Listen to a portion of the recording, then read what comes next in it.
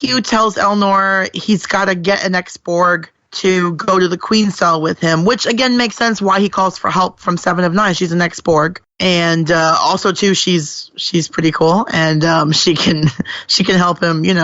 I'm trying to think of another word instead of the word I want to say. Mess stuff up, and so Hugh then tells him, how's this for a hopeless cause? I was like, what did he say? Something like I was a hopeful idiot for a minute there or something. And it's just very sad. Poor Hugh, who's just trying to do right by all these ex-Borg that are in his care. And he dies, which is a bummer. And then, so then we get the... Rebecca, real quick. To touch on who beamed her away. Yeah. You think that maybe it was Commodore O, like, picking her up en route to Soji's homeworld? Because remember, Riker says the Romulans are probably 2 steps ahead of you by now. That's a good point. It's if it's not Commodore O, which it could be, it's someone in the Zhat Vash. Because even she says, do you remember when Elnor and her are facing off, and he's got the sword, and she's like, this is not how the Zhat Vash fight the Qowat Milat. And so she recognizes him of he's part of that order. She of course acknowledges she's part of the Zhat Vash. If that's what you are, if that's what you can call your right. Yes, because he's a he in there. Yeah. Right, exactly, because he's not technically Qowat Milat because he's not a woman. So, but if it's not Commodore O, it's definitely somebody in the Zhat Vash. So, we get then to the cake eating scene, which we will not touch on because Steven's a little sensitive about not having cake. But yeah, you keep saying it. I know, I do. Cake. Anyway, well, that sounds like I said something worse. So then here's when, she's trying to basically eat her feelings away. And Raffi is, just trying to, comfort her because she's like, oh, you must be sad because of Bruce. And of course, what's eating Agnes up is that she's the one who killed Bruce Maddox. She's the one with the tracker. She's the one who's betrayed all of these people that she's on this adventure with. And then, Rio says that their shadow is back. And then poor Agnes, she can't catch a break. She's eaten too much and she just throws it up. So, second time this episode. Let's see. We jump back to Nepenthe. We're now at the dinner table with Troy, Riker, and everybody else. Basically, Soji is talking about how Narek got her to reveal details about her homeworld. Picard is like, look, I can't convince you any other way, but just listen to my voice. You can listen to my heart. Listen to or see how my pupils dilate. I'm not lying. You can trust me. And she's like, now that she understands all her powers, she knows she can tap into these things. So she finally is convinced, and she describes where her homeworld is. She talks about the 2 red moons and the lightning and the sky. And then we've got Kestra, who's texting under the dinner table. Who is she texting? And she's texting Captain Crandall to find out if he knows where this planet might be. And he says, "Oh yeah, it's in the Vate sector." I thought she was space Googling at first. Space Googling.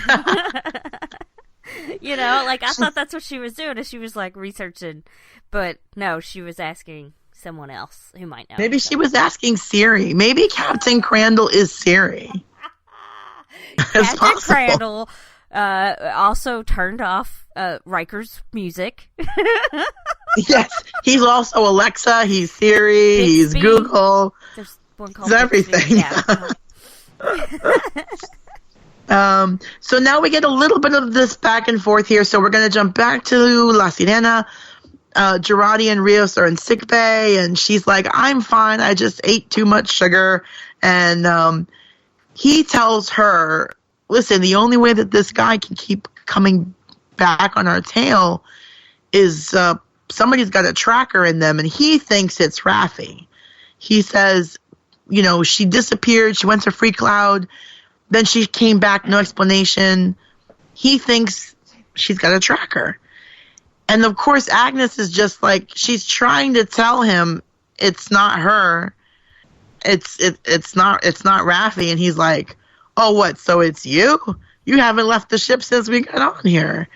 And so it like never occurs to him that Agnes could have been this like double agent the whole time, because she's like, who would suspect her? That's the point, right? Like, who would suspect Agnes of doing that? Right. She's like an awkward, sweet, naive a little bit person, even though she's very smart because she hasn't been off world and all that kind of thing. So she's, the perfect person to be underestimated. Yeah. Absolutely. So then Raffi calls Rios back to the bridge, says our shadow is back. And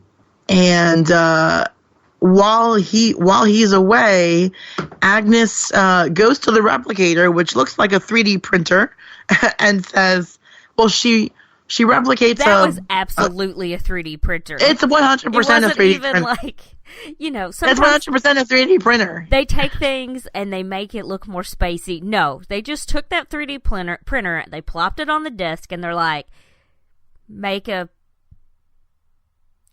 I wanted to say phaser, but that's not what it was. Make a medicine injector. Hypo spray. Yes. Thank you. But she does 3D print something called neuranium hydride, which the computer tells her as a warning that it could be toxic to certain life forms. Well, apparently that's exactly what she wanted, because she injects herself with it, and she has a pretty violent seizure. She kind of throws herself around. She's foaming at the mouth. It's pretty epic. And this is when the EMH shows up. Like, now he shows up. And he's like... This one's name is Emil, if you watch the closed captions. Emil. And then we have Emmett. And I guess they're all like EM names or something. It's hilarious. Maybe there's an Edmund. I don't know. Maybe that's the Irish. Edmund. And he's like, what's the nature of the... Oh, bloody hell. Like, he's like, oh, no. What is happening now? And, of course, whatever she injected herself with was meant to destroy the tracker in her, because, sure enough, Narek loses the signal. And he can't track them anymore. And he's just like, oh, gosh darn it. I lost that tracker signal. And, of course, we see Elnor. He calls for an SOS. That was 7 of 9's chip.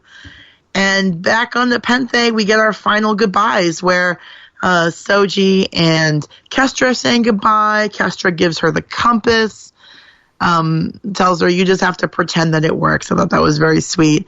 And there's lots of hugs between Riker and Troy and Picard.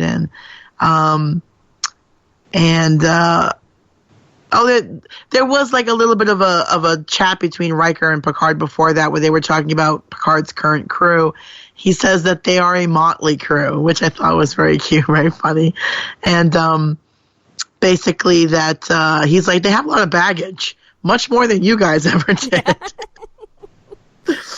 And he then like buzzes Rios on the communicator, and he's like, what's your ETA? The same as the last 2 times you asked me. Rios out. It's great. He just has no patience for Picard. It's just so funny. Hilarious. I love it. Yeah, it's great. So then, we get our goodbyes. Everybody's hugging and crying and getting all emotional, blah blah blah. And off they go. Picard and Soji beam up to the ship, to La Sirena. And that's our episode. Lots of Easter eggs in this episode. Lots of fan service in this episode. Riker and Troy are having their happily ever after. Maybe not 100% happily ever after, but they're still together, still in love, living, this little life they have on Nepenthe. There was one other Easter egg that I did skip over, and it was because we got off track. And I'm sure it was something I did that threw us off. We got off track? I never thought we would ever get off track. Yes. There, just going back real quick to when Riker does his whole shields up around the house thing, he tells Picard that they've been having some trouble with the Kzinti. And that is the last Easter egg I had for you guys. The Kzinti are a race of humanoid cats.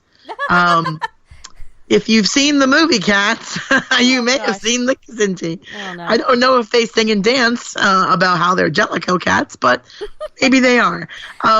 They were featured particularly in the animated series. Gotcha. So if you've seen the animated series... I've not seen that at all. It's okay. You don't have to watch it. It is canon, though, as we're seeing here, because they're making a reference to a species that was only, to my knowledge, brought up in the animated series. Beyond that, I think it may have shown up in some beta stuff, like fan fiction, fan canon, that kind of thing. But if you're interested... Oh, yeah. I was going to say, I have to say, I think Doctor Who is in the same universe as this because they have some similar things from time to time. They have some cat people in theirs, but there's our nuns. They're cat nuns that were in a hospital. I mean, there are other cat people who are not nuns, but most of them you see are nuns because they're at a hospital. That's interesting. In New York. I have to say, for these particular creatures with the Kzinti, some of them are telepathic. But if you're interested to see them in action, you can watch the animated series. I believe it's still on Netflix. If it's not, it's probably on CBS All Access. Season 1, Episode 12, The Time Trap. That is a real episode of the animated series of Star Trek with humanoid cats.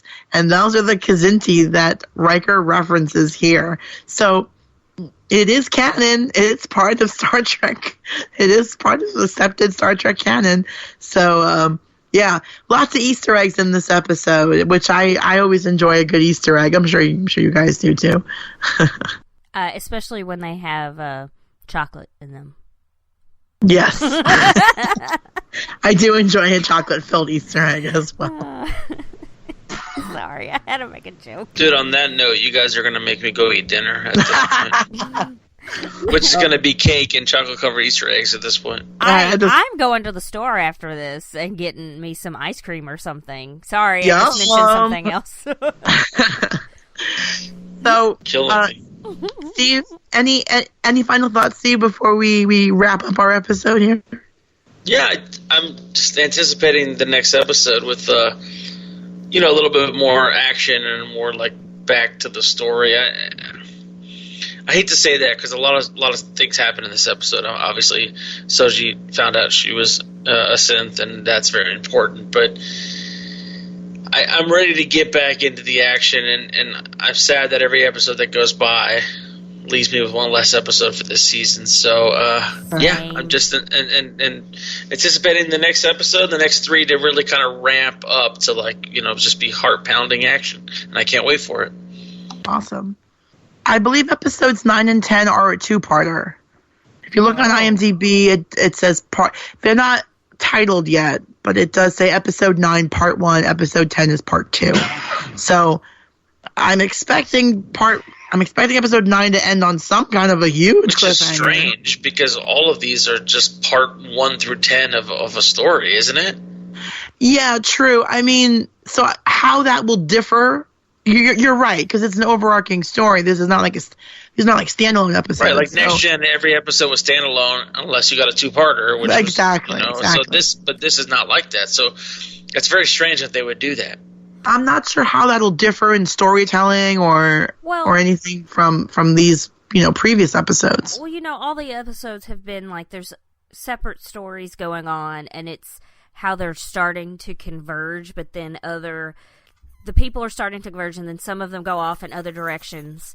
They're coming together, but then as they come together, then other people break off into other directions, and this is probably going to be like a real culmination, not just, here's some of the crew with now the Romulans following them, and here's this and here's that. Like, everybody is going to come back together for one big battle or something in the end. You know what I mean? Well, I guess the only difference would probably be like the exact scene where they leave off is probably the exact scene where they pick up. Like where Riker goes fire, and you're like, well, and the very next line of the very first episode is him saying fire again. You know what I mean?